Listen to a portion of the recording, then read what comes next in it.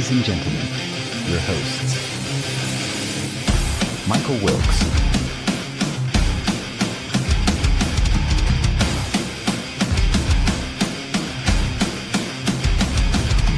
Angel Ortiz,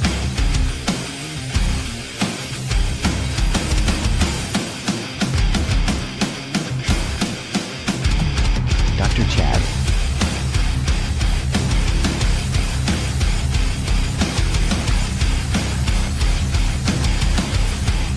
and Sam La Cavera.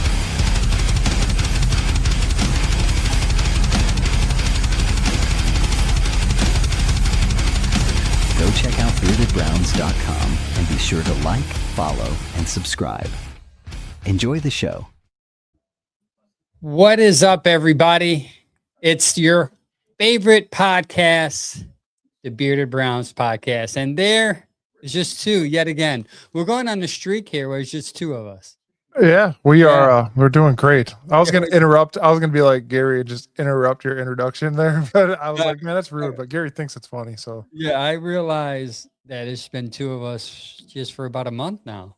Either you've been missing or Chad's been missing. Chad is off for work. He might hop in. He said he's running a little behind. We'll see if he does. If not, Chad had a long week at work. Just like you. He had one of your weeks where you had for a whole month, Michael, with your job. It's been pretty crazy here, but hey, we are like Todd Monken. We adjust and we play ball well. Either way, we're here for you guys tonight. He adjusts, like he adjusts his scheme based upon the situation. Like we adjust well. Like if it's one of us, we're gonna go 100%. We're ready always, whether it's 1, 2, or 3. We're ready. What is up, Gregory? Thank you for saying good evening with a beer emoji. This is what I got for my daughters for Valentine's Day. It's a Browns, what do they call these? It's a igloo type of thing. sippy cup, an adult sippy cup on it. Yeah. How was your Valentine's Day, man? Good. I went to a place I've been wanting to try like crazy, man. It's called Bistro 83. Not a sponsor, but it can be. Definitely, yeah, it could be. But it's definitely some really, really good food. We got some calamari. And then I got something calamari. Man, you fancy? No, that was like the only fancy thing we got.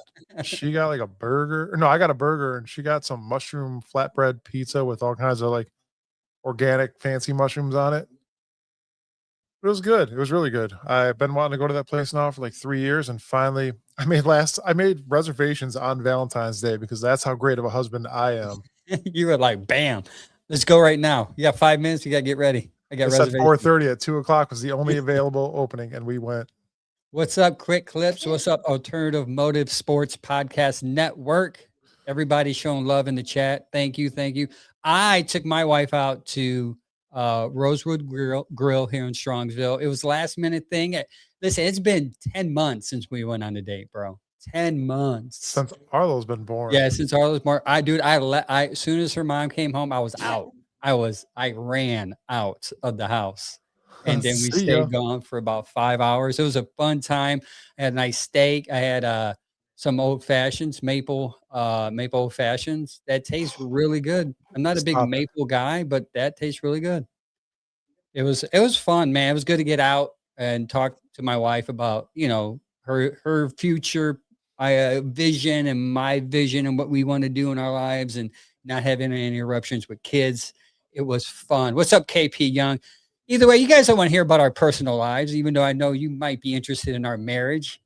But just make sure. Top 10, my man, Woo. Chadwick. Wow. What a rush. He is still in scrubs. Together. Finally, it's been about a month. I didn't even change out of the surgical scrubs. I just bolted out of the hospital. I'm gone. See ya. We didn't get too much. We were just talking about our weekend and how we wined and dined our wives on Valentine's Day. Do you guys do that in California? Valentine's Day? No. See, lucky. I thought it was a weird. I thought that was a Ohio thing too. So since Sweetest Day is an Ohio thing, do you guys celebrate Sweetest Day? That is true. California as well? No. I think Sweetest Day. So. Yeah, I think California- that's I don't think in so. Ohio too. California's for lovers. You guys love each other every day, right? Yeah, Ohio's for lovers. We do, and honestly, it's just coincidental. Like neither me or Katie like care about Valentine's Day, and I know girls are like, I don't really care, but then they want a bunch of stuff. She is just not into it. She's like other holidays, other like events. Yes, her birthday, like yeah, nice dinner. Let's take a weekend trip, something. Valentine's Day, she doesn't want to be bothered. Yeah, I'm the same way, but I'm married to somebody that wants to be bothered on There Valentine's you go. Day. Yeah, that's different. Yeah. In that case, you pivot. Yeah, always. Pivot. Pivot. Pivot.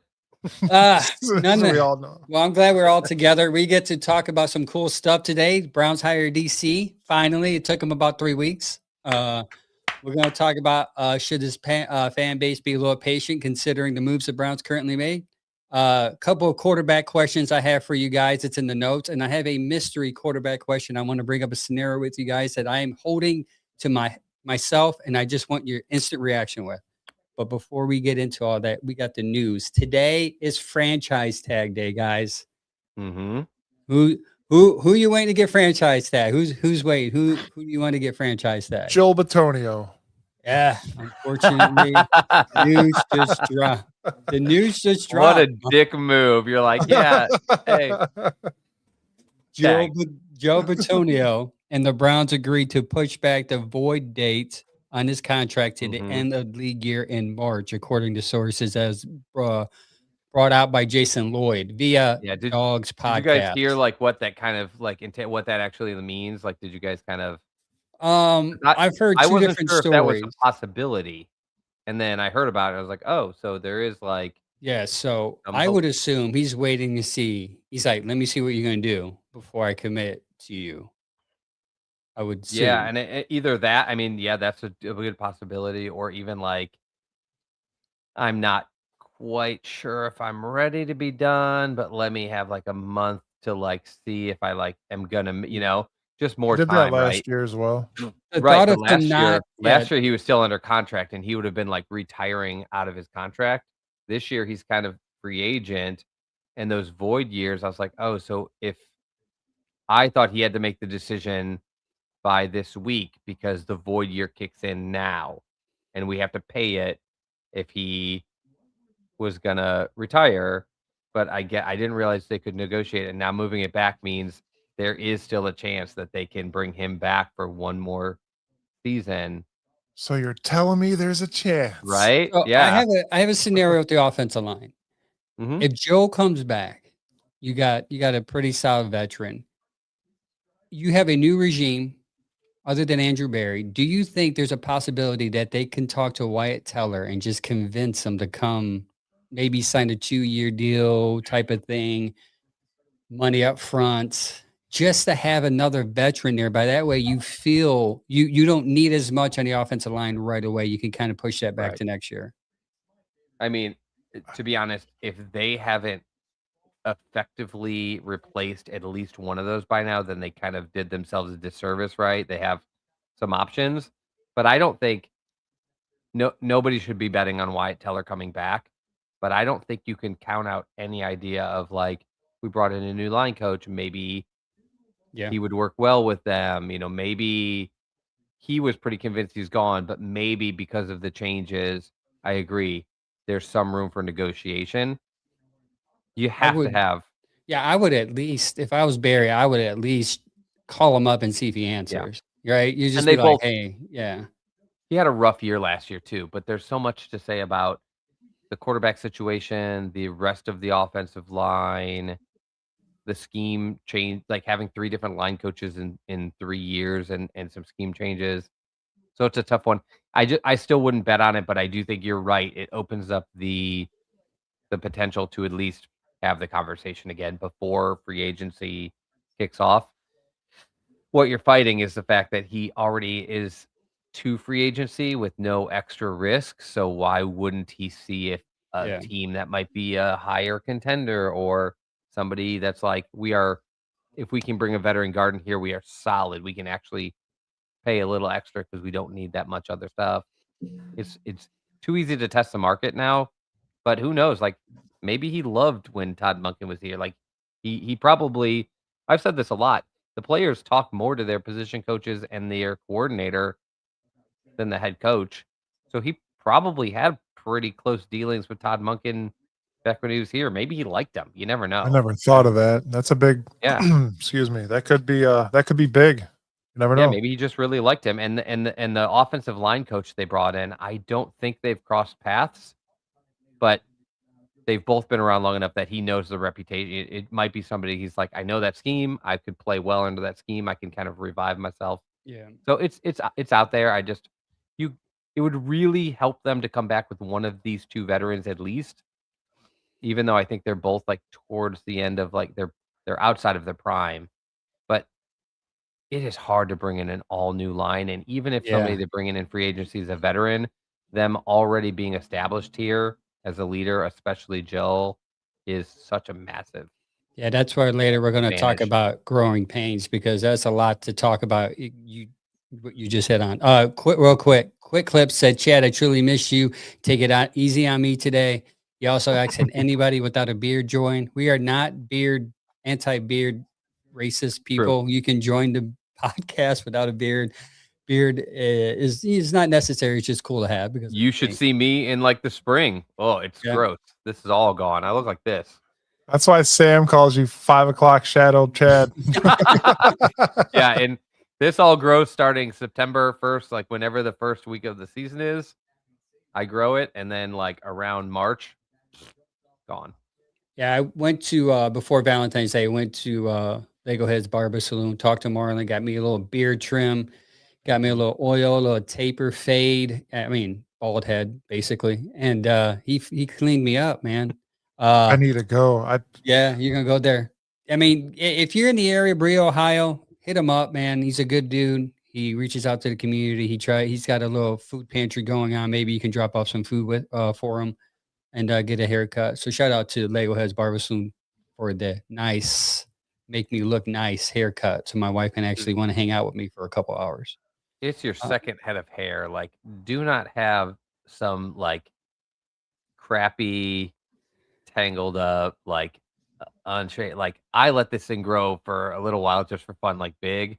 As soon as it starts to get like round, I get somebody in there, like shape it up. It's just so much better, and it's just Makes you healthier feel, hair. yeah. Better. Quick, the franchise tag numbers per SPO track. Is it SPO track, right? Or Yeah, spot track? spot Track. track. Yeah, whatever. It is what it is. Whichever is hard. Quarterbacks are projected to get a 47.4 million franchise tag. The rumor is Daniel Jones might get franchise tag if they can't work out a long-term deal Mhm. there in Indy. Wide receiver, obviously George Pickens. If he signs if he gets franchise tag, that's 28 million. Offensive line, 27.8 million franchise tag. Tyler Linderbaum or Rasheed Walker are rumored to get franchise tag, so that would be what it looked like for them. Now, I read Tyler Linderbaum for a center that's pretty high, so they might not do that if they can't sign him. He actually might be on the market, which the Browns might be interested in that kid. Linebackers 27 mil, defensive tackles are 27 mil, defensive ends. Oh, you didn't want to say his name? I know. I got it. Hold on. Odofe Owe is his name. Odofe. I googled it. Daffy Owe? Adafi or Dofe. Adafi Owe, I think. Yeah. Adofe Owe. I was saying that He wrong, got so traded bad. from Baltimore to the Chargers, and now he's a free agent. Well, he can be depending on what the Chargers do to that. Trey Henderson right now can get franchise tag if he wants to stay in Cincy and die. It's 26.7 mil. Cornerbacks. Those are the situations, by the way. We know Trey Hendrickson is not happy there. We know he wanted a new deal or out last year. Those are the situations where it gets shady because a team like Cincinnati franchises Trey Hendrickson, and that is going to blow up. Like, that is just a nightmare situation. I hope they do it. Yeah, And not only that, it's drama. everybody at Cincinnati's like skeptical about paying people at times. It seems, except their wide receiver core, apparently. Mm-hmm. Yeah, I saw Trey Henderson rumored to go to Indy, which might help. That'll look good in Indy. Quarterbacks 20 mil, safeties 20 mil, tight ends. Right now, Kyle Pitts is rumored to get 16 mil for a tight end if they get in Atlanta. Running backs 14.2 mil They're Still at the the bottom of lower the end. barrel. That's Yeah. crazy to me. They used to But be high end. I used to get a lot of money to be a running back and get franchise tag, but When I was and turning into kickers, a passing league yeah, and people I are mean, getting this was injured. the same money. It was just 15 value. years ago when Yeah, like, so it that never was the high changed. end for a running back. And if you're a Um, kicker and you're testing free agency and someone franchise tag you, you're getting 6.8 mil. Man, that's a good tag for a kicker, man. That's insane. But so that's a franchise Track estimates of what people are going to get. I don't think a lot of them are going to get franchise tag. I do think Pickens might, because I think they're going to be battling out for a contract there.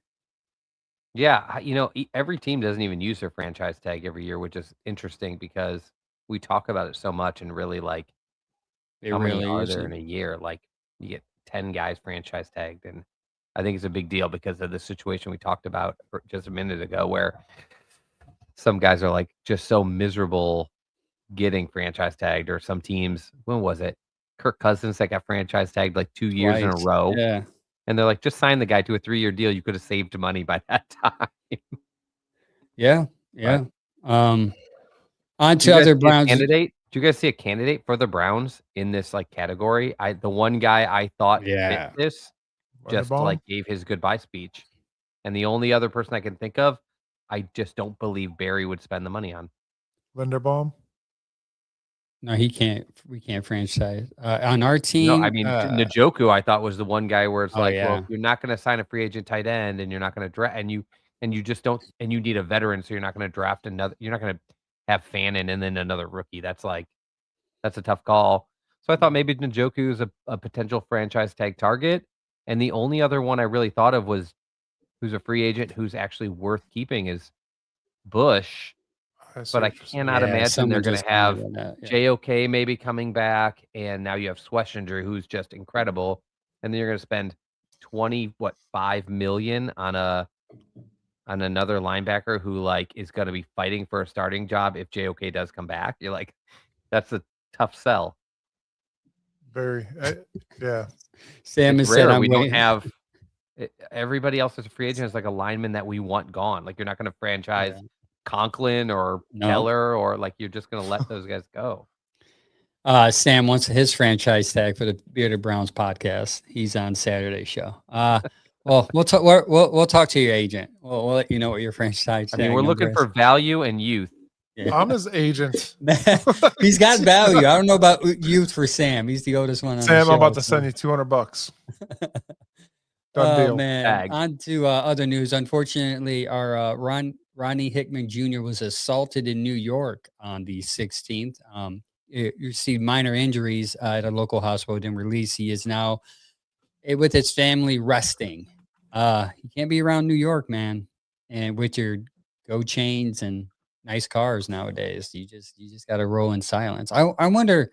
He's on his rookie contract. So he probably doesn't have that much. I was like, why ain't you got no bodyguards with you? Yeah, he's not there, and he was an undrafted free agent, so it's not Yeah, even like he doesn't have a lot of he's money. on like a minimum rookie salary, which is, by the way, which is incredible value. He turned out to be pretty good. Another one by Barry. Yeah, for sure. Somebody asked real quick what's going on with JOK, and the future outlook for him right now is there's no official word on his availability for this Right. upcoming season. Yeah. His 2025 just- statement suggested a long, uncertain recovery, stating, "I don't know what's next, but I'll continue trusting my medical team."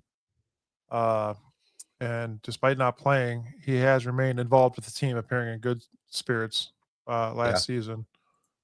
It's a very unpredictable situation. He did like say last year, like you said in that statement, my goal is to come back. I expect to come back, but it's just you got to follow the medicals on something that That's severe. serious. Yeah. Mm-hmm. Yeah, Yeah, don't we'll be see. like our quarterback that makes TikTok way too much videos. money. TikTok videos while not being on a. We're going to talk about him a little bit. And nonetheless, JOK, if he does come back, he's going to come back to a new defensive coordinator room. Actually, a new coaching staff too, believe it or not. Hopefully not too much as far as the defensive side of the ball. You kind of hope they retain everybody else as far as Bana and Tarver and Yeah, it's Shazier. late So in the hopefully, game. It's late in the game to try to start swapping out position coaches because unlike coordinators, like it's late in the game to get this guy, but it's a big promotion, right? So yeah. it's hard to get guys to play like D line coach this far out when you're probably a D line coach or something similar to get hired. Like why you change the jobs today, right? Yeah, so they announced that Mike Rutenberg is it Rutenberg? Sorry, me and Mike were going over that before the show. As a new defensive coordinator. So a lot of people are like, "Who? Huh? Who's this?" And he was the last guy. Like I didn't even again, kind of like Todd Monken. Not even. I thought it was going to be a guy connected to Jim Schwartz. I thought he's going to be a Schwartz tree, but Yeah, they went totally away. that's But our bad. We kind of should have yeah, known better that like they were. I mean, we didn't know. It's fair not to know in this organization, but we were kind of thinking like, oh, like the ownership in Barry will want somebody in the Schwartz area to fit what they want, but we yeah, didn't. We just sort of discounted like they're letting Todd Monken do it, so it's going to be somebody from his past. yeah. Mike, Our what do bad. you think about it? I was reading comments. What are we on? I'm sorry. The defensive coordinator, Mike Rutenberg. If it So helps, Rutenberg. by the way, they call him Rudy, so maybe it is Yeah, Rudy. Rutenberg. Rutenberg, whatever, that's fine. I at first was like, "What the hell are we doing?" We went with the guy that nobody had on their. I mean, well, obviously, he was on a bronze radar, but the last on everybody's list, from what I understood. So this is going to be just like the Monken thing. After you look up the guy a little bit, after you do the research we did last night, like between Angel, myself, and Chad, and everybody else on the show, there's not a whole lot to find on the guy, but the defensive mind is what gets me, and hopefully, he's gonna come here, and we've all said it numerous times that this defense probably could run the team by themselves, the defense by themselves, but you need that guy in there that's gonna make the big decisions, and that's who it's all gonna fall on at the end of the year. So, Mhm. I think we're gonna get over this just like we did the Monken thing. Yeah, I mean, we have no choice, right? Everybody's Yeah. gotta be on board, so let's I look thought forward I to mean, a I was fun surprised year. people got on board with Monken way even faster Wait. than I thought, and I think I put out that poll right afterwards, will it take a weekend, a month, an off season, or a season? And literally, like, 75% of the vote was, like, an off season or less before people like him, and I think that's gonna end up being true. But this one's a little different, like, Monken, I think, is just a likable guy. I don't know if that means he'll be successful, but at least he's well liked by coaches and players in the NFL, and I think that will make it easier for him to be likable. Like, I like Kevin Stefanski, but Kevin Stefanski's liked in NFL circles, but he's not a guy that, like, players and fans, like, fell in love with. I just think Monken's really relatable. I just wish that that meant success. Yeah. This guy, again, we talked about it. When it comes to coaches and head coaches, I wanted, intelligence, communication, leadership, and like reputation and experience. And like all of those things, I guess that carries over to though in coordinators. And he Yeah. actually does. You don't know a ton about him because you don't know exactly what was he doing, but you can garner some of that from the way people talk about him. And he obviously has a good reputation. Like this, he was an unexpected hire that people are mostly pretty positive about right Yeah. after he got hired. So that's good. Everybody Especially, talks about yeah. him. A lot of people on X they said unexpected, but a good hire. Even I mean, on my personal Facebook page, when I posted a reel about it, I had a couple of Atlanta fans saying, "Hey, we're kind of upset." Even Quick Clips just mentioned it in the chat there. We're upset because you guys got a good guy. Now, if your fans are saying that about a coach, that's pretty telling. You Here's know, exactly what they said. As a yeah. Falcon fan, I hate to see him go. Our past defense got better tenfold with him. Plus, I feel like he did a good job with the B grade talent at linebacker position before that. So Mhm. so And yeah, Jeff and Albrecht, his actual boss at the last job, their yep. DC, also, like, of course, everybody has good things to say with the guys that worked under them usually, but he had comments from before the guy even got hired saying, Yep. like, how valuable he was that people have dug up. So that's to me is more meaningful than just being like, "Oh, I love him. He's great. He's gonna do great." After he's gone, you're not gonna. I mean, if you like him at all, you're gonna say nice things. But the fact that he did that before the guy was even gone and was like, when he's gone, which he eventually will be, we'll miss him. Like that's a huge like pat on the back. I think Yeah. that's a You nice see hit. those last two comments there, Chad? That rough and tough, nitty gritty, spit in your face coach. Yeah. Monken's that. He seemed like he might be that. But he also Albrecht said that he's one of the best teachers. Oh, I need you guys to sense a theme here. Monken is a teacher. He is Yep. a teacher in this league. He understands that back end, at the back end, like a PhD level, is huge part of our success back there. Back end of the defense is where Jim Short struggled. If you look at all the passes that Monken was able to throw on us, was was miscommunication by the back end, the safety, the corners. There's a lot of miscommunication back there. And this guy, supposedly, according to their friends and the experts who are smarter than us, well, is coming in and will help that.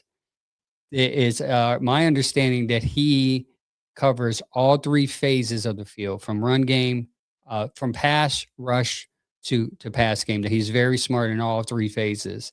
And I read a story that he came in the interview and impressed them so much because he understood all three phases and had a plan for all three phases of how to improve it. And if you guys yeah, follow this that's a big podcast, deal. the biggest issue that we've had with Jim Schwartz is the inconsistency in run defense. Because if Tony Pollard was able to run all close to 200 yards on you, I think that's something to be concerned about.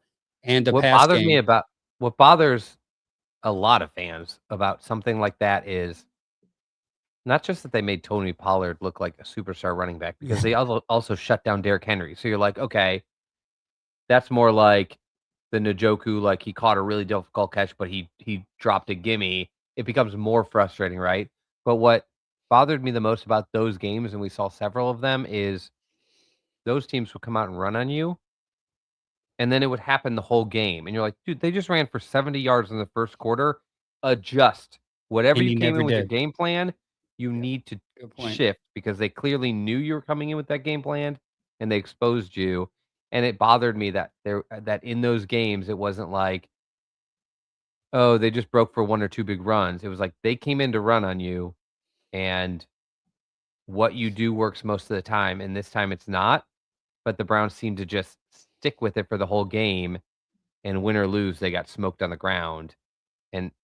And so that, yeah, you're right. That was a big deficiency, because it's not like everybody ran on us, but like sometimes a team that they thought wouldn't run on them, they clearly schemed for other things, and the team ran on them anyway. So it caught us by surprise too often, and the fact that we couldn't adjust was And definitely a deficiency, and there wasn't a ton.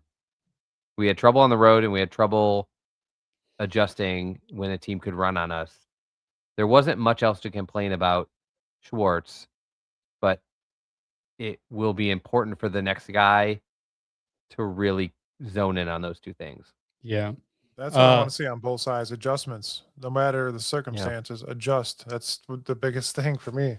and I think that's what hurt Schwartz as a coach is his inability to in-game adjust. I mean, we complained about that with Kevin, but yet no one seemed to complain about that with Jim. Yeah. Maybe because Kevin was a head coach, so the spotlight's more on him. But also And with also, like, success, right? Like, yeah, we talked about it. We didn't complain nearly as much about Jerry Judy's drops when there was a ton of success. When there's not that success, like, the deficiency really annoy you. Drop 14 passes and give me 1,300 yards, great. Drop 14 passes and give me 675, trash. It's yeah, just not. It's that it becomes way too problematic. yeah, I agree. Also, it's said that his defense melds three different evolutions of Greg. Who guys remember Greg Williams Mhm. was his mentor. Him and his son, I forgot Greg's son, but they coached together in Washington, or now which is the Commanders. Um, with who's that coach, Mike? You told me, oh, Joe Gibbs in the 2000s. Mike told me that, and I had to look that up. I'm like, really? He's like, yeah. Yeah, I'm and like, he's been around. Yeah, he's been around then. yeah. So he's been around. He got coached by Joe Gibbs, Greg Williams, which a lot of fans were little bit of fans, I should say, was saying, "Why can't we get Greg Williams here as a defensive coordinator?" Well, you have a guy that worked underneath him. He worked under Mhm. Schwar also has a version of the Schwartz version, and he's a Saleh disciple. You can say what you want to say about Saleh as a head coach in New York, that was a disaster, but his defense seems to be successful. And Saleh actually wanted him in Tennessee, but he elected to go with somebody with experience. Yeah, which is fine because Salah's on his Second second job. attempt, which makes it your last attempt, Yeah. and as a defensive-minded head coach, Yep. you you come in there and your defense doesn't make a big turnaround, you're probably one and done, and then he's just done. He's Yeah. second time head coaching also for a bad team that really needs a lot, so I could see you wanting to have You a want to veteran make sure you have presence. a guarantee, Yeah, like because Monken's like, it's different. yeah. This is like you had a veteran and you have a very talented group that worked under him, so they're bringing in youth for, like, new ideas. Tennessee's more in a mode where, like, they're just rebuilding their defense, so having also a young defense and a young coach in that position may be a little riskier. Yep. Also, one last thing on him was when we get into the draft, something that we need to, or free agency, he's a nickel guy. So when we think of corners, we're going to have to start looking and thinking of a We corner. don't have one. Yep, you were going to have to think of a corner that can play nickel because Yeah, we definitely don't have one. Um, yeah. so that's That is one a last free thing. agent target because you Yep. cannot go into a draft needing a nickel because how do you know how the draft is gonna fall? You know, if you're not taking one first of all, you're probably not taking a nickel in the first round, No. but when you don't take something in the first round, like, everything becomes so it's not like we need a running back and there's all these different styles you can draft. This is more like you're not taking him in the first round and you're not taking a nickel in the first round probably, then Yeah. you get into this, will we land on the spot? And if we don't, we got nothing. So I think if people are looking at free agent targets for the Browns, some veteran linemen are there, but I think the next big piece to keep your Nickel. eye out for is veteran tight end, nickel. Those are, like, Also, definitely free agent type yep. guys. Something that we need to also think of when it comes to the draft is a safety. And you're at Mhm. 6, and there's somebody I coming think out from Ohio State that's a yeah. safety. I think you can He's go do a he's draft, though. I think you can go into an offseason being like, "We need a safety," and know you can get one in the draft yes, you can. somewhere in your first so many picks, or if not, Number take 2 6. shots, but I don't think you can do nickel specifically. No, you can do number 6 and get a safety. You can Um, yeah, I don't yeah, think they you will, but you can. can. You can, You right? certainly can, yeah. You can get the best safety in the draft this year. But the reason why I bring that up, a lot of things I read, like you're going to have more demand on the safety position, so more previous than Jim Schwartz, and I'm a little worried about our guy Hickman, who did well, but at times Yeah, I had was some gonna say, limitations. he's not a star, but I think he Yeah, is an NFL I think he's proven that he is an NFL starter. it would, He's one of those yeah, guys where it's like, you don't have to force it because you don't need to upgrade, but there's also, like, you should be thinking you can look for better, and yeah. he's still a valuable piece even if you do find Yeah, somebody. so and if he's as good as developing DBs like they say he is, then maybe he can develop Hickman into what he can be back there to safety Yeah. My position. only negative with safety is it's hard to draft a safety early because if you pick one in the top 10, he's probably a top 5 paid safety before he's Mm, ever played, and that's kind of like a tough thing, and because of the value, like, proposition of it, much like linebacker, guard, other things, teams let them fall a little more because they think there are more valuable things you can't get later. And so guys and Downs will go earlier. I don't think I'm not saying he'll fall. I just think it's one of those weird positions where you're like, "Oh, if we had the 12th pick, we'd definitely take him." But we have the 6th and, like, people feel like that's too high, yeah. even though, like, if he's that good, what the heck's the difference in the end? Like, would you care? Yeah, we'll see. We got a lot of time to talk about the draft. That 6 picks gonna be interesting. We actually have Yep. a thing we're gonna talk about with that, viral mock draft trade that happened over the weekend. we're going to touch bases on that and see what we think about that trade. But we're going to get into how patient should we be with this organization, considering the recent changes in the front half of coaching. I can be Also, real quick. We've been patient for the last 26 years. Let's roll.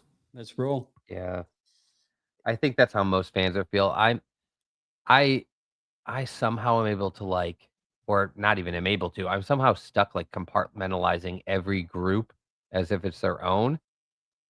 But I think the general fan base is where Mike is, where it's like we've already had our patience. I know this is all Yeah. new people, and they weren't here, and they weren't part of the past problem.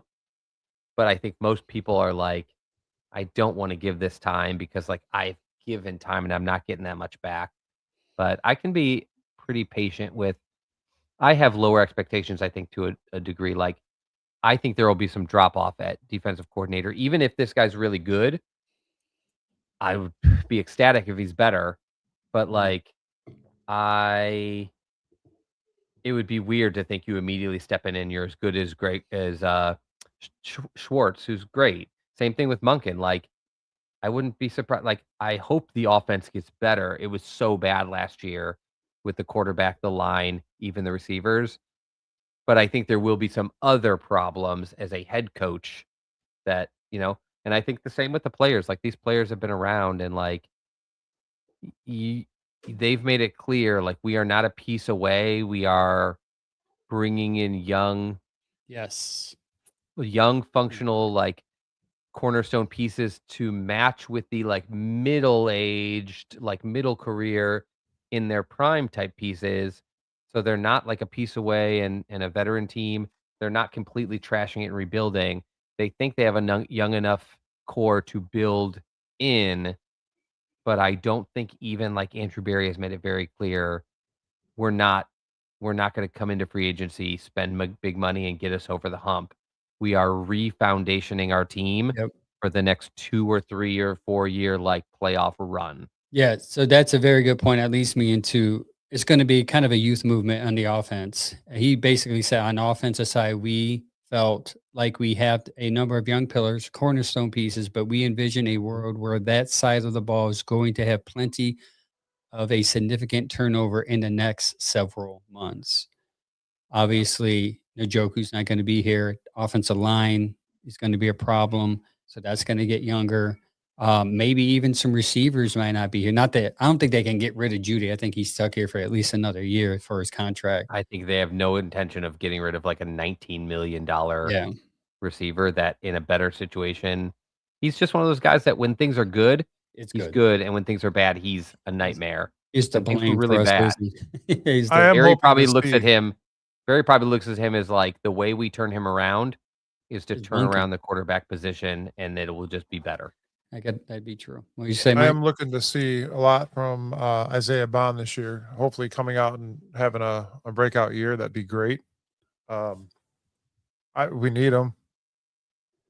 I I think Isaiah Bond might have. I would agree with that, Mike, because Monken has a lot of experience with small receivers the size of Isaiah Bond. I mean, if you go back to we talked about this, his Georgia days, even with Flowers. I know they're different type of skill sets between him and Bond, but smaller receivers getting him in space, using the Zay space. Flowers feels like he has Makai Lemon feels like he has so much Zay Flowers Yeah, in him, and Zay Flowers kind of fell to a later part of the first round. It almost 22. makes me wonder if they still need a wide receiver when they come up for that second pick. I posted about it today on our X, the post Yeah, that you you made. can David It just Boston, feels he's like taller. He's got a more of a Cedric Tillman vibe. mhm. Maybe he doesn't get as hurt as much.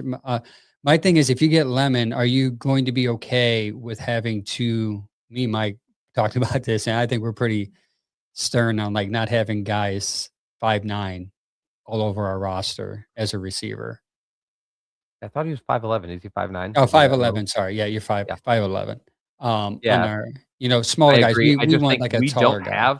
we don't have a lock right now at, um, Nick at, slot or jeez. Slot. Receiver.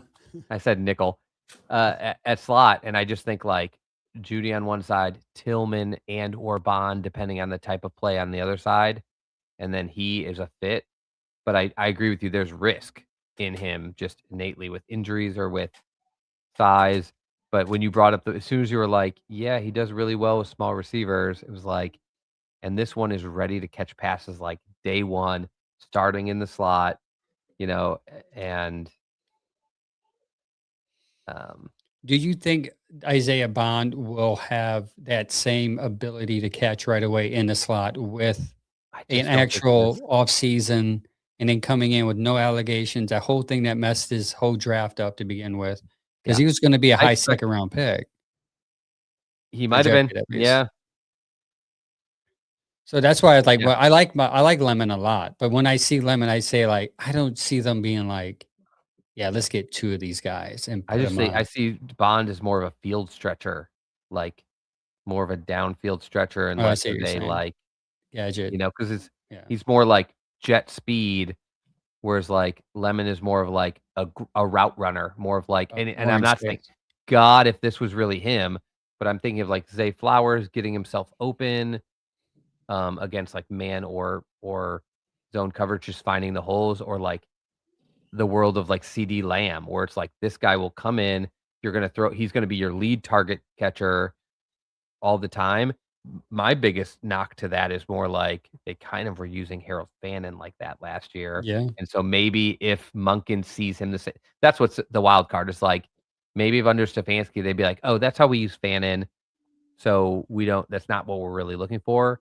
But this is more of like what they wished somebody like Thrash or David Bell could have turned into, where it's like, you're just going to be a constant target that we get the ball to.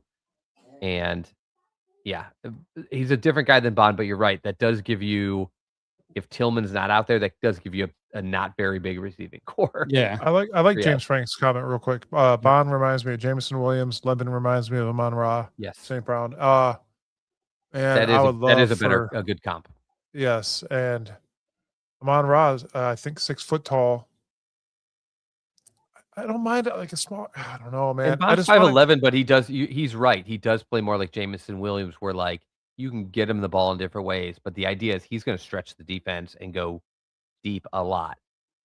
Yeah, but I mean, you got a taller tight end. I get that, but I want a tall receiver that can get downfield and make an amazing catch And out of the that's air. Tillman, and unfortunately, Yeah, he he's can't just stay on the field to get down the stay. field. Right. And the crazy is like he was doing pretty well last year. He's kind of saw growth in that concussion. Same as the year showed up before. again. Yeah. 2 years in a row, you're like, wow, when he was out there, he started to really show something, and then a couple games in, he's gone for a month, Yeah. and you're like, oh. That's how I feel about David Boston, Denzel Boston, I'm sorry.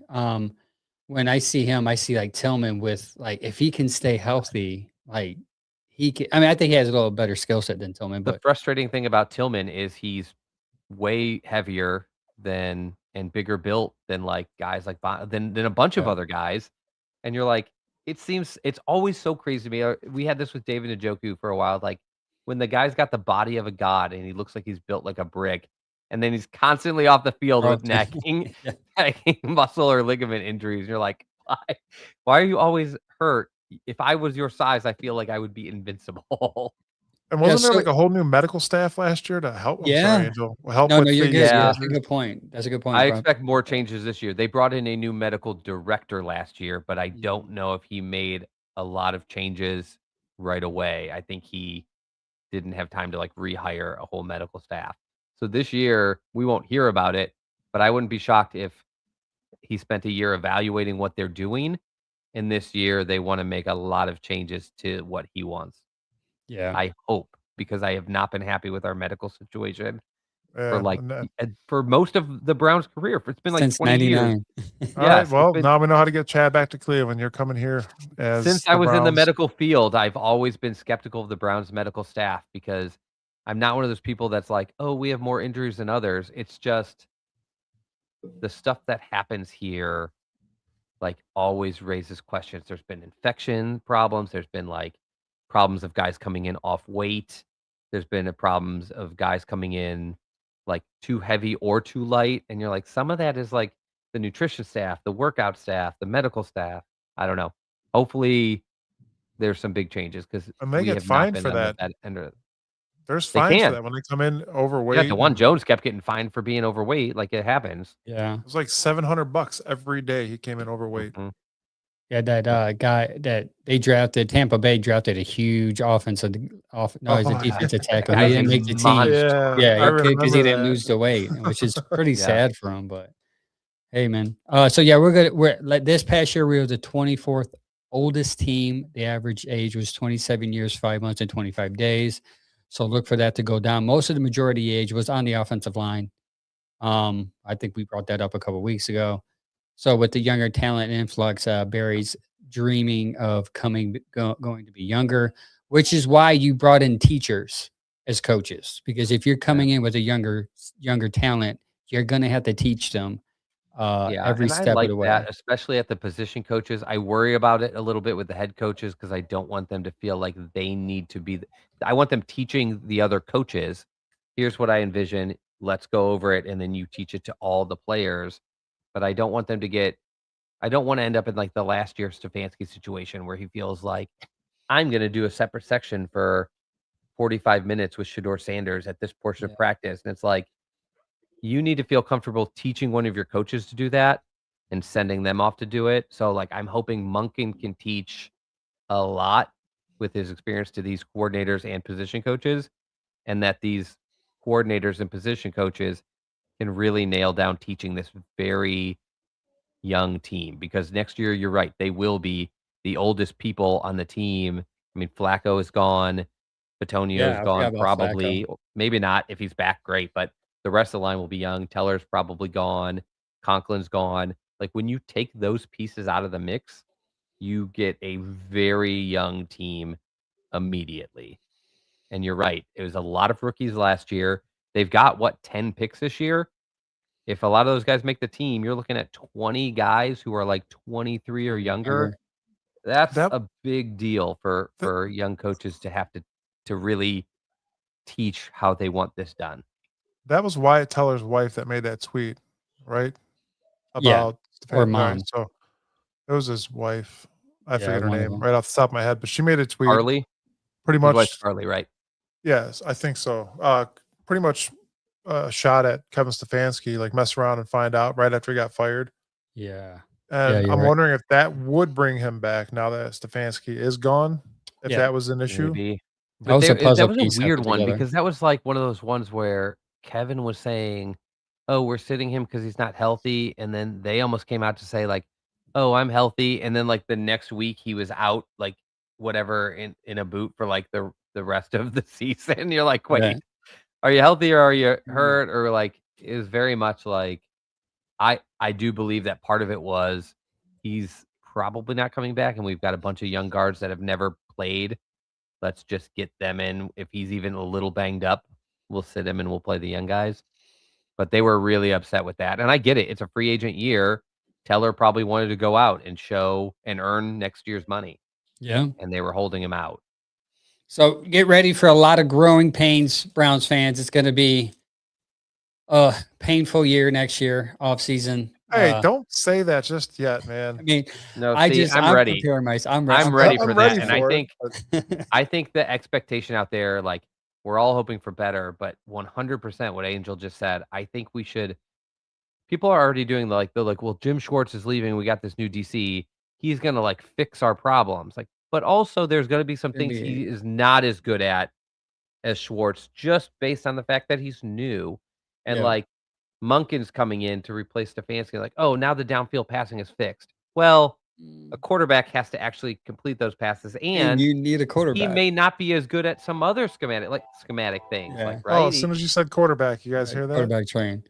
Sorry. I'm more worried about the offense because of the young offense making mistakes yet again. For I mean, sure. what Yeah, we're gonna have you young players, yeah, a first-time coach. It's just there I think we should be ready for, like, the growing pains, and Quick Clips actually said earlier, like, "Why are Browns fans so impatient?" And the answer is sort of what we said, we're because we always have been patient so long that we are worn out. and And we're even though it's always a new group rebuilding. yeah, it's a new group to them, and it's like, they want you to be patient because it's their first time, but it's our 26th year of watching this, and, like, we need Yeah. more better to feel better. Yeah, we're So spread thin like Dylan Gabriel's height. Not spread too thin, but That wasn't that great of a joke yeah, that either. was Now that I said it, I was just like, "Oh, no, dude, you probably should have not."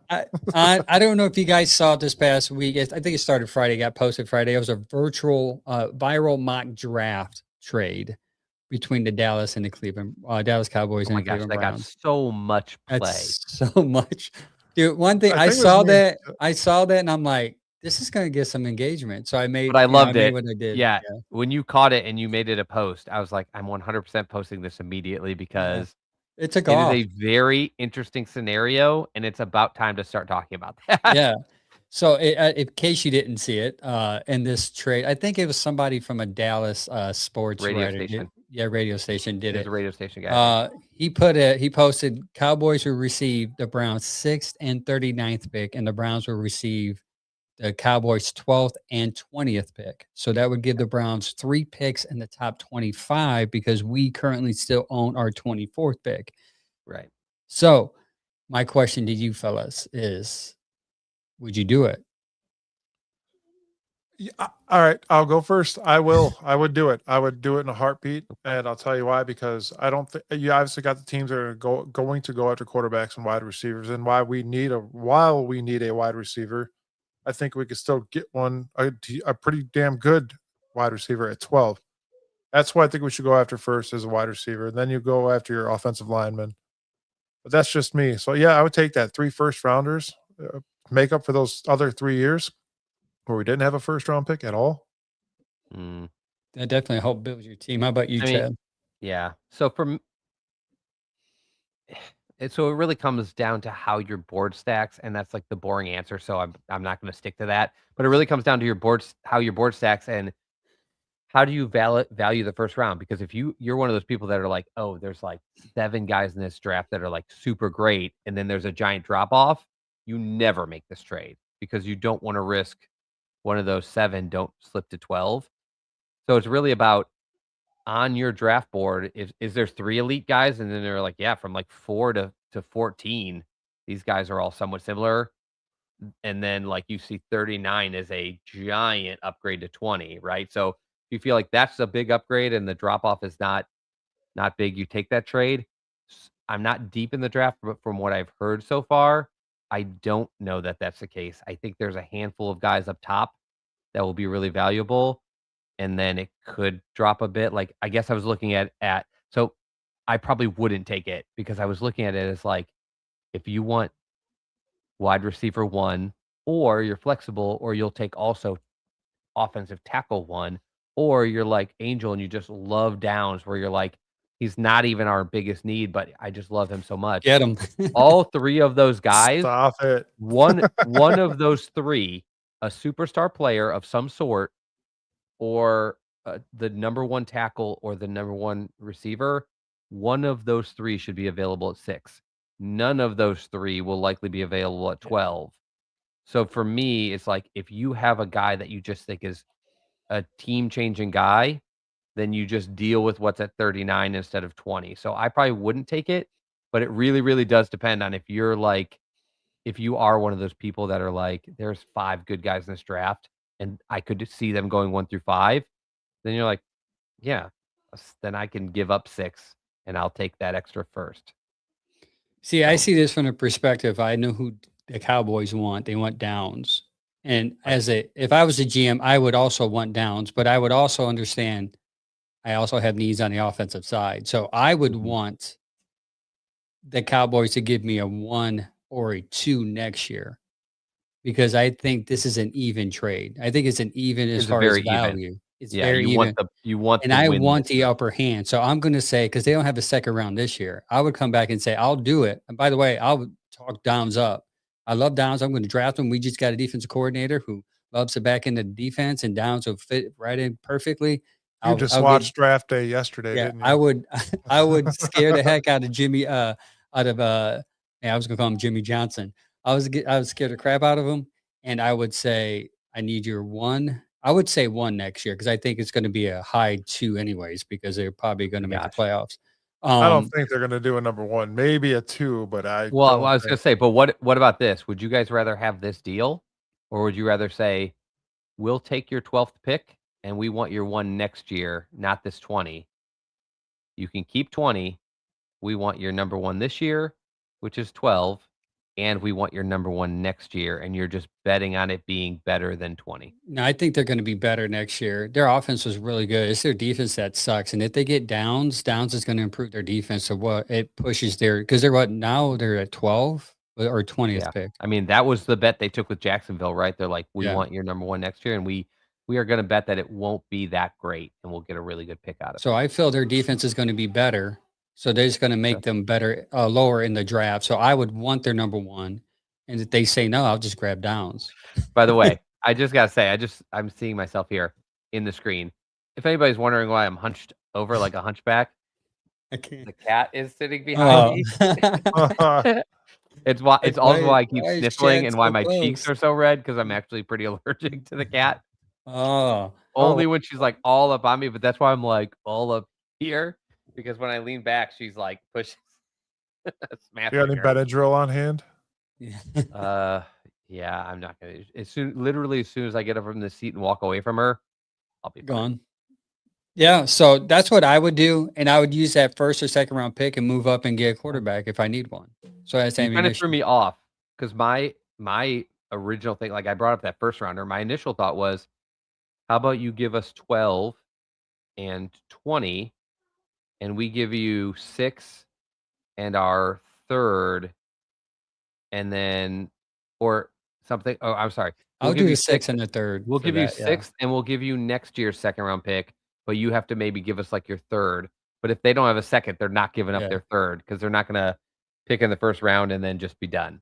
Yeah, they gave up their second for the to the Jets for that lineman Williams. Yeah, it's a tough one. I think Mike's like I said, if I can go Mike's direction, if I just felt like there was only like 3 elite guys and a drop off, or if you're like there's 6 elite guys, but they're like guys we wouldn't pick because they're solid spots that we've already got covered. Yeah, I definitely would need their first round next year, and I'll do that in a second. Because they're going to be, if they get Downs, that defense is going to be 10 times better. Because I would say this: the coverage is going to be better. Circle back once we do some more draft coverage and we really look through like these top, maybe. I mean, last year, like we were looking at the top 5 prospects because we knew where we were picking. This year, we're going to be looking at the whole first round, because we've got one right at the beginning and one right at the end. At that time, when we really understand the first and second round, I think we should circle back to this trade, because we may know how we like the top 10 then. And if we don't love the top 10, we might all be like, yeah, give me 12, because everybody after 4 is the same as people that are around 10 to 15. Yeah, if it's not Downs, I would agree Mike would want Tate. So I would do Tate. I would do receiver at 6. Yeah, that's what I would do that. You don't get Tate. You don't get, what's his name, the offensive tackle that everybody has number 1. I can't say his name. That's the one thing that keeps me skeptical about it, is you can't get Tate kid from Miami, and there's the kid from Fano, Spencer Fano. Yeah. So if you want like Fano or Tate really bad, or even like you said, Downs, you give all of those up to move to 12. And then you're dealing with like, do I want Mekhi Lemon or Jordan Tyson if they're my number 2 receiver, or did I just take a big step back? Yeah. Yep. Oh, that's that. That went viral. You got one more thing to say on that, Mike? I definitely don't want to go for a quarterback. I know that anybody but a quarterback. I don't even think that's on the table this year. Neither do I. It's going to be.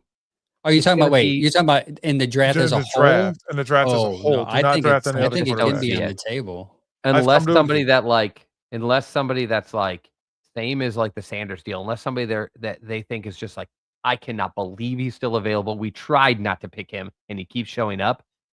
Then I don't think you bother to pick one. I'll give you a name right now. Garrett Nussmeier. He's going to skyrocket. I guarantee you his name is going to go high. But if he skyrockets, then I think he goes by the second round, and that's where second round. Like, that's what I mean. Yeah. Yeah. That's what I mean. Like the Browns may be tempted in the second round to get oh my gosh, a quarterback. He's got to go in the second round. He feels like He kind of feels like we're a guy that like Mike's having heart attacks. Like, guys, I don't want a quarterback. I say, I feel like it's a guy that had a really bad year this You year. guys are who killing me. people You're like just trying to expect come so up with a much more from. scenario where we can get a quarterback, and I don't want to do it. Mike's like, It's this is not why I really. like. It's not really a Mike's like, this scenario is where why I we like can get Saturday one. show better. They don't talk quarterbacks. It's not even. I don't think it's even a scenario like how can we get one. It's more like he's the one that I think had a disappointing season that everybody expected to be injured. talking about as a top 10 pick, and he had such a bad year this year that people were like, well, forget him. But now they'll get into the combine, the film review, his traits, and people will be like, oh, we had a bad year, but he's got the things we need Trades. to move forward with. Yeah, so that's my sleeper. I don't think the Browns are gonna. I would agree. I don't think the Browns will go after quarterback, but don't be surprised if Nutzmeyer is one of those guys that everyone says he sucks. He's bad. He had a lot of bad situations. Kelly was his coach. He was Yeah. hurt. It was a horrible I think that was situation the at big part. LSU. I think he spent a lot of the year playing hurt, Yeah. and it felt a lot like past situations we've seen where it's like once you get your draft stock just plummets based on your last year, and we've just seen situations where like I mean, don't be surprised if we didn't think Carson Schlesinger would be on this team, and when he got picked, everyone was like, "What?" So Barry Who? might do something again that has us you never saying, know. "What?" And also Todd Monken might be like, Yeah, I I like love him. this kid. Yeah, We'll Mike's see. gonna throw something on our. Oh, well, But something again, will announce later. But if I was betting, there's no way I'm betting that we're no, picking I a wouldn't. quarterback. Yeah, Not got in You know what? Todd Monken's first year with who's on the roster right now. I think they'll probably especially what you can be next year with it being a and little. we know how they feel about quarterback from previous drafts. Like last year, they had the chance to draft Jackson Dart several times. They had the Yeah, chance to draft Tyler Shucks several times. Guys they had in, guys that were reportedly liked, and they had the chance to draft Sanders early in the first or second round, and they passed on those with the idea of if this guy isn't a star from the go, we're not using a high pick. They only took guys because they fell to 100 and 150 basically. So like I could see a scenario from the GM position where they're like, we're not going to waste a draft pick that's really high on a guy that we do not see is like coming in and starting for us. So I just wouldn't yeah, bet on it. because they need. I You came know, up to a conclusion, guys. I bought a drone last week, and I'm just gonna fly that in the building and look at the big board, take a screenshot of it real quick while I'm in there, and go to that way jail. we'll get an idea. I Hey, hope it'd be you do. worth If it. you get a But I shot do of it for the stream it pod, live. dog. Yeah. I do it for the pod. We'll Please try to StreamYard do it. that. Yeah. I spent so many years like if I could just like the draft is over and you did good. Like Andrew Berry, the draft is over, you did good. Come on, tell us who you liked. Yeah. We already like your draft, so like tell us what you thought of these guys, but you can never know. Even like I've heard like even Oh, I scouts forgot about often, him. if you're not the head of like player personnel or head of pro scout or college scouting, there's piles of scouts on these teams that do not know what the final draft board looks like. The Yep. GM knows it. Maybe your top two guys in your staff know it. Your assistant Jimmy GM knows it. Haslam definitely knows it. Yeah, and your owner and your coach. Like you have like Yeah. they talk like 6 or 7 guys in the entire organization actually know how the board lays out or less. And it's more for the Browns because the ownership group is so involved and the coaches are involved. But like that's so crazy to me that you got like 25 people scouting, but none of them know where this guy finally lands on your draft board and whether the GM like believes the scouting report and grade and where they put him. I have one Yes. more question. Go ahead. Veteran wide receiver, let go from the Dolphins. No. I say no. No. I say no. No. Nope. Let's He's clear the air. 32 coming off a leg injury. No. We're not the situation too for No. anybody with problems. Like it's just you're gonna put Tyreek Hill and Jerry Judy in a room together? No, That's Oh, not, dude. no way. you're talking about a culture setter, dog. No That's way. going to ruin your culture. And then Steve- you've got like impressionable guys like Isaiah Bond who got out of trouble but like has at least some questions in his past. And then you've got Corley who had a really forget about him. like tumultuous rookie year and had to be cut from his team after 1 year. Like, man, that's exactly like you talked to Jarvis Landry about that receiver room. He's like, Yep. would you let this room be together? No, then Nope. I'm out. Yeah, I don't He- think Tyreek Hill will sniff Perea. And like James said, Mike Evans. Yeah, but Mike Evans is testing free agency. He's going to Which test is it. crazy after that long. Like, he seemed like a lifer. I thought he'd be retiring after that, after his Yeah. contract ended. Steve, yeah, we're going to stick on that theme of quarterbacks. So he does answer while we're continuing that theme. That's the next topic here. He from the Glean podcast, he said, do you guys think Drew Eller stock will go up? That's another guy. Yeah. So remember, there's like Forgot about him. 3 guys in this draft. By the way, just flashback reminder to last year when this class was Drew Aller's going second after Manning, and then right behind him is Nussmeier.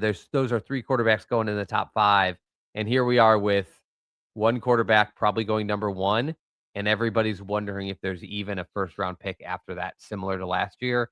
I only say that because the amount of people I've already seen saying, "No way, dude, next year's class is so good," when we haven't even picked this year. And I'm like, "Remember when last year's class stunk?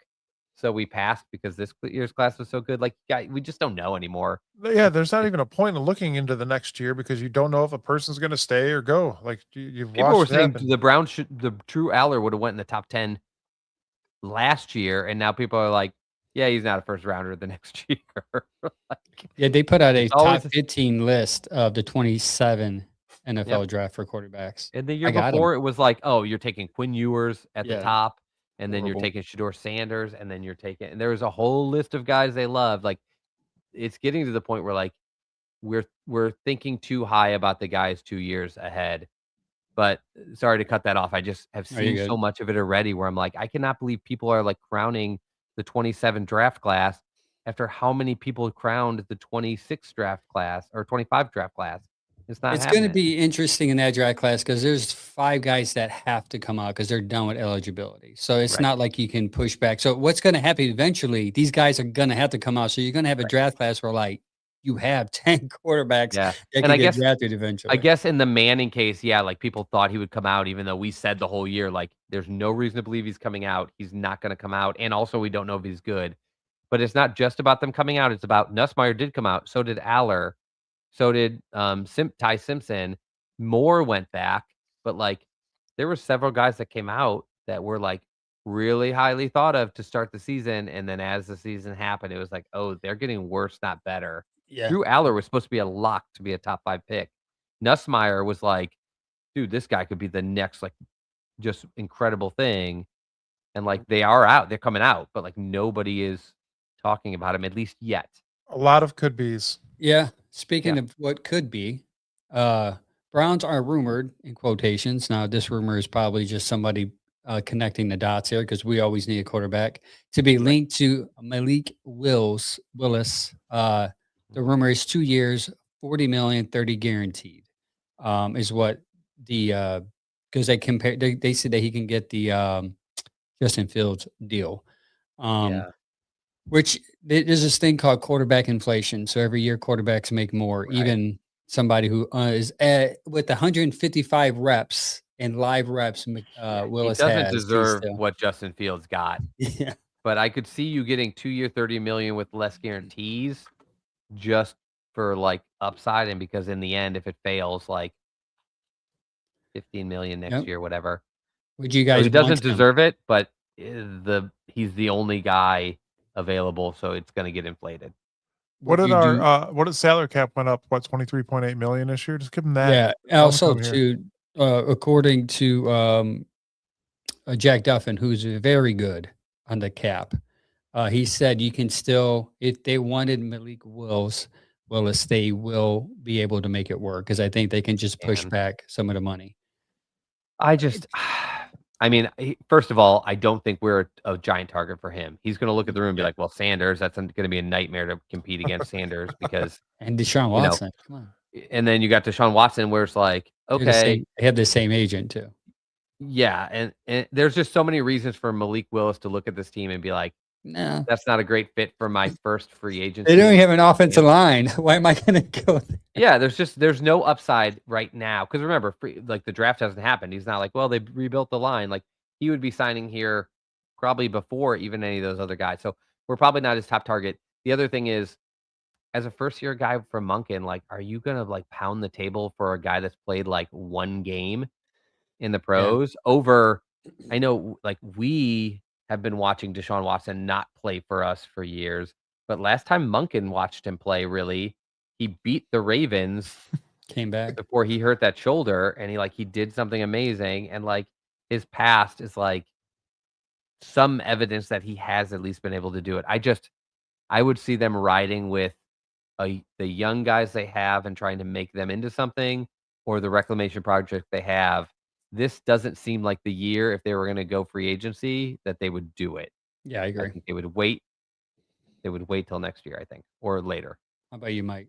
Would you want them to if they drafted Malik if they went for him and signed him with all that money 2 years, would you be like, great? Because he's gonna be the starter. You don't bring him in and not start him, right? Most I mean, likely. my biggest thing is he played 6 games at Green Bay, man, as a backup, right?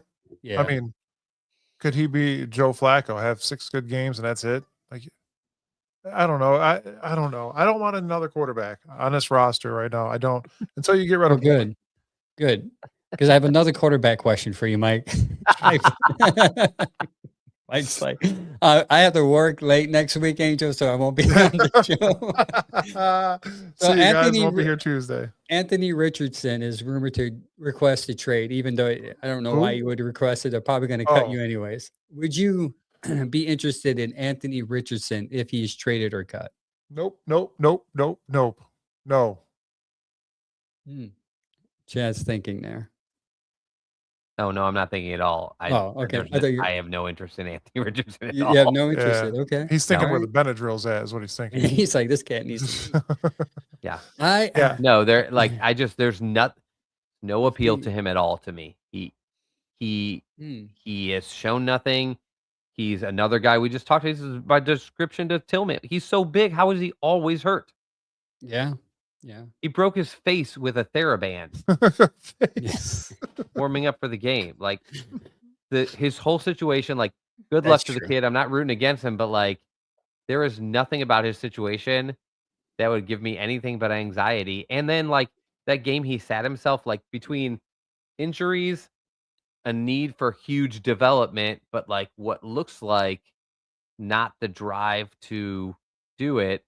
And then between like just the silly things that have happened to him, like if he came in for free, I would still be skeptical of just having him in the room. The guy sat himself. Yeah, he did. What competitor goes to the coach is like, yeah, I think know. I'm done. I need a today." timeout, dog. Yeah.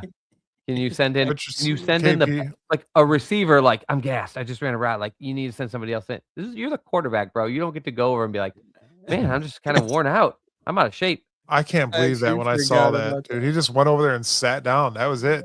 I'm done. Like wow, just but there's something wrong up here. He doesn't have it, and that with the injury history, like somebody can unlock him. I'm not putting that on Monken and be like, hey, first time head coaching. If Good luck our with this. quarterback situation was a lot better, I would be tempted to bring him on and develop him. Yes. But I would agree. I would agree because Totally. I think the problem with him was he had limited reps in college. Indy And he had no Huge didn't have good reach. mentorship in Indy Yeah, either. They huge brought reach. him in and they Yeah. did the same a Brownsian move of like, And we they brought in started. somebody totally developmental, but we need to impatiently push him in to see what we have. And it was like, you drafted him knowing he was a project. Finish the project, No. then put him out there. Yeah. So KP real quick says Malik to Minnesota, calling it now. And then That's quick a clip good says possibility. Willis is going to Miami. Why though? They got their Michigan boy, man. Come on. Richardson is Brandon Whedon 2.0. And then Sam says, if we look to bring any quarterback here, Tyler Huntley would be it because he has Yeah, history with that's a Monken, good fit. which would be a good point. And then Earl said he doesn't bash the Browns, so stop bashing his Colts. Yeah. But then he Well, laughed. the Colts have made the Colts have made up for it by going out and taking the risk of getting And the the quarterback guy they have now. some of us wanted. Yeah, No, like I wanted one of the Daniel Joneses. Jones. Yeah, and I think Daniel Jones would fit even better here with Monken because he's mobile and he's got a big arm. And also, it's not really taking a shot. You talk to anybody at that Colts organization and be like, made any mistakes lately? And they're gonna be like, yeah, we spent multiple first round picks on on Anthony Richardson. Like that was a Yeah, huge. and they gave The up only some difference picks between for, him and Watson, between like the lack of performance and the injuries, is we locked Watson into a giant deal and they had him on a rookie deal. Otherwise, they used too many picks on him, and he has panned out. He's a big swing and a miss, like they also gave a lot for Sauce Gardner this past year. 2 ones. They don't have a Yeah, one this that year because of it. yeah, that's crazy. That's a bummer. All right, last question. It's a mystery question I put on. There's a true and A false, guys. quarterback one. Yes. True or false? An 80% healthy Deshaun Watson will be better than 100% healthy Shador Sanders. False. 100% true. I knew Really? Chad was going to say true. I say 80 false. 80% of Deshaun Watson. Deshaun Watson was like a 5,000-yard Was quarterback. That means 80% of that's 4,000 yards. keyword was. That's awesome. Well, he Yeah. just said 80%. So Yeah, that means 80% he is. healthy Deshaun Watson. He's not saying hypothetical. He's saying if Deshaun Watson's like 80% of his good self. All right, I think. all right. Here, I'll give you a Yeah. hypothetical. I'll give you a hypothetical. With the Browns' offensive line right now, the way it is, neither of them are going to be any There's good. no one there, so no one's. But if you one's have gonna a bad offensive line, don't you want the quarterback who's like a very mobile player like that? 80 kind of bails you out. They had a bad Yeah. offensive line in Houston a couple years. Just like his leg bailed him out twice. Yeah. I mean, you got to, in this hypothetical, you have to take away the injuries or it doesn't make sense. Like, Yeah. no, I don't think No, I 80% know. of his current self is very good because he's already been bad. But I would agree with Chad. When I thought of this question, I thought to myself, like, what would get Browns fans to want to have Deshaun Watson start? And if you can guarantee me an 80% Deshaun Watson, I do think he'll play better under Monken than Shador Sanders. I'll tell he's you what. much closer to Lamar Jackson than Than Shador Shador. Sanders is. Not to sit there and say Shador can't Not that run. that's the 'cause only we guy he can obviously- play. Yeah, Yeah, obviously that's not he the only can't. guy that Monken can coach, by the way. We talk about Jackson a lot because that's who he's had. We know, I believe Todd Monken can coach a lot of different quarterbacks. But if you're looking at somebody that can do anything near like what they were trying to do in Baltimore, it's Watson. It's just, I don't know if this kid can even like run the field anymore. The guy's shown nothing for so long. Like, Well, that and but I if am you looking. but if you could guarantee me like he's 80% of like the old Deshaun Watson, then we're talking because the old Deshaun Watson had 30 touchdown, 5,000-yard season, and that's like very appealing to me. Yeah, that is too. With a complete different offense. But I do want to listen, guys. It was Shador Sanders' rookie year. Yeah. Not everybody comes out great their rookie year, and we were in shambles clearly. And That team was horrible. I do want to give the kid a shot. I think there is something there, whether it be, I don't even know. My cat's just annoying. Mine just makes a lot of noise. I don't know if you guys heard that, but No. yeah, so Deshaun Watson, in order to come here and make this fan base happy, is going to have to win 5 games in a row. Okay, though not one single pick. He's going to get booed as soon as he walks out. Yeah, that's true. Without a doubt, he's going to get booed right away. And then the first ball he throws to the ground, booed. It's going to be bad for him, and unless you win 5, If he's Chad. here 5. though, I mean, if he's here, like that's what I guess what I'm thinking is if he's here, compete him. If he's not good, he won't start anyway. And if he's a good option, if he looks good, I mean, it's going to be a full, what, 2 year, well, a year and a half, full like 18 months or more away from that Achilles injury. So that shouldn't be a medical concern anymore. His arm should be well healed by now. For me, the concern is Mental. he has been away from football for so long. Can he still do it?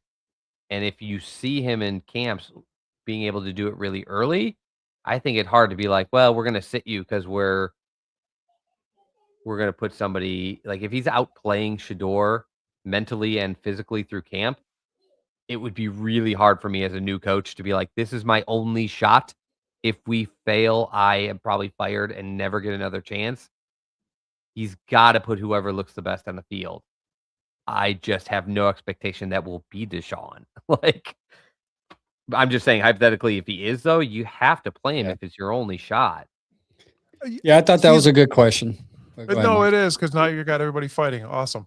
No, if he is the better guy at camp, camp cupcake, whatever you want to call it, It wherever might be they a go. tougher camp, man. I Todd hope Monken so. is no joke.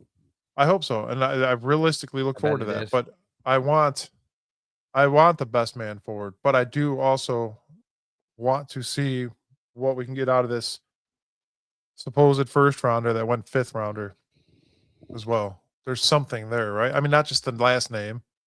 It's more than that. There is something there. It just needs to be brought out by the right person. Hopefully, we could develop a good quarterback out of him and not trade him somewhere else and let somebody else do it. Yeah, my fear is I mean, yeah, I agree. You have to try to give him a shot. I just think he has 1 year. I think this is his year because if the Browns are Probably. any way close to drafting one next year, they're going to pull the trigger. So And here's it's another. unfair for the kid, but What do you Yeah. think about Dylan Gabriel? What's going to happen with Dylan Gabriel this year? What do you think, guys? I don't I mean, know. you would I don't yeah. I don't Yeah. know if Todd Monken would have any interest in him at all. He is And mobile. He he does didn't use it throw. last year, though. He Yeah, he didn't use didn't his mobility at all. That was my biggest disappointment is I thought, well, he's gonna be able to stay in the pocket and launch some quick passes, and then he actually can run a little like he's at least as mobile as Shedeur Sanders, but he didn't didn't functionally do it, do it. yeah. He completely failed at what I thought was like a lock for him. Yeah. So And that's what confused me. I agree. I thought he would do what confuses me about Dylan is I thought he would do a little better than what he did. And the fact that Mhm. he didn't do that little better, I'm Yeah. kind of like, crap, Exactly. dude. I thought Like, he doesn't have I any don't know what to upside, think but of you he'll at now. least it's more like Yeah. he doesn't have this big upside, but, like, at least he has this baseline, and then when he came out here, like, Yeah. lower than even what I thought was his baseline, it was like, "Oh, that's pretty rough." Yeah. I can't deal And with that. then, I mean, we've all thought the whole time Sanders has more upside than he has, but it just would take a while. Um, and Mike's right, maybe there is something to unlock there.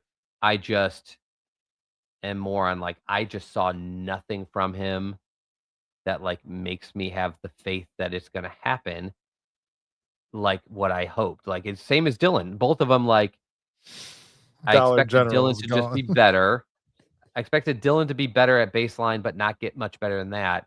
And I expected Shador to be a project, but once he did get in there, and maybe it was too early, I thought we would see some stuff, and we saw just very rare glimpses. Yeah. Yeah. Yeah. Well, that's it, guys. We went through it. Thanks for answering my quarterback questions for 30 minutes, Mike.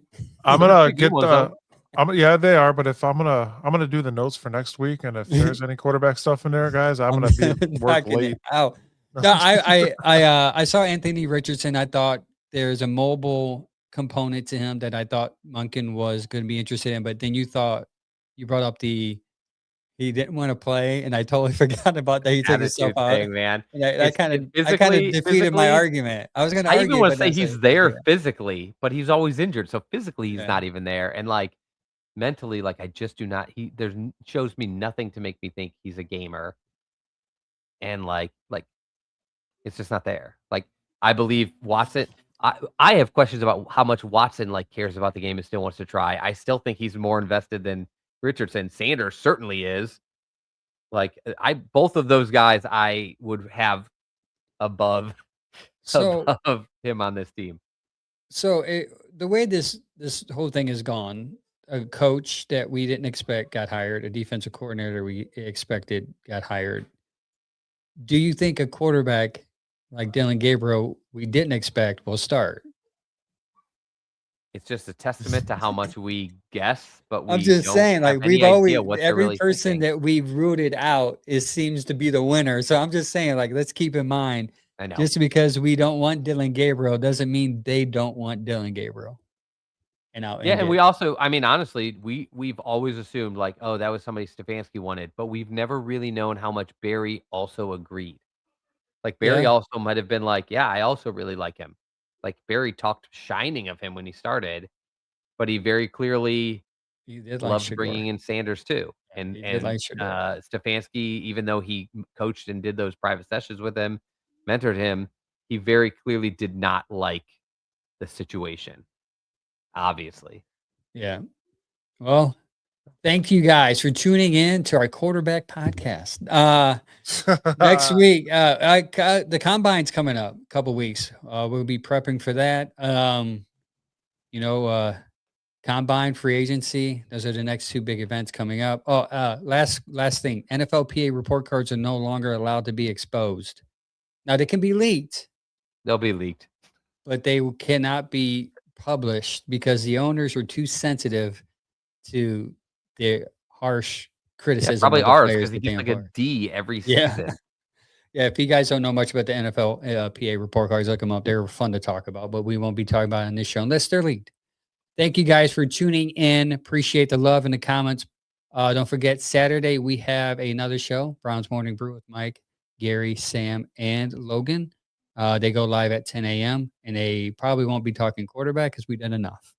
We talked about quarterback last week. We actually did. We brought it up. I think yeah. I think But hey, Sam is over the Watson talk is really Yeah. what it is. It's going to heat up. It's going to be the aunties and uncles versus the fours here soon. So get ready to The see that in the aunties chat. outnumber them by so many. Wait until the quarterback tracker starts, Mike. No, let's not say we did. it's going to be a fun one, guys. As a content creator, I get excited when little stuff like that pops up because it gives me something to post about. But I appreciate the love, guys. Thank you for following our socials. Don't forget all our sponsors too, Mike. The new sponsor, Rust Belts. Rust Belt Automotive and Diesel, Doug White Allstate Insurance Agency, Rust Belt Automotive and Diesel, Cleveland Ketchup, Bearded Bastards Barbecue Sauce, and Lego Heads Barbershop and Saloon. Be sure to check them out. And guys, another thing I want to hit on real quick. Cleveland Crunch has buy one, get one tickets free this weekend. And it is Veterans Day and I'm not Veterans Day, but Veterans and the game to represent your heroes, your police officers, your firefighters, your ambulance people, not tow truck drivers. Get down there. They got tow truck driver. You guys have a dangerous job. I watch videos of y'all on side of a freeway.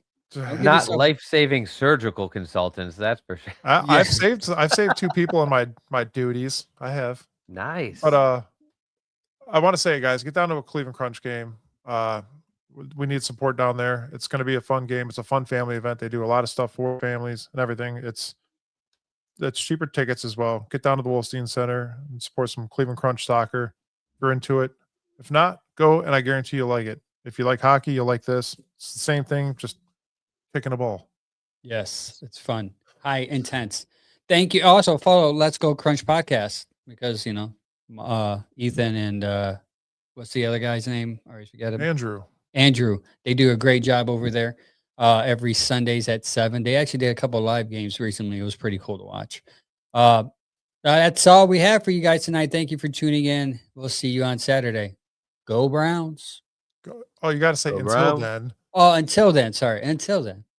Until then. Go Browns.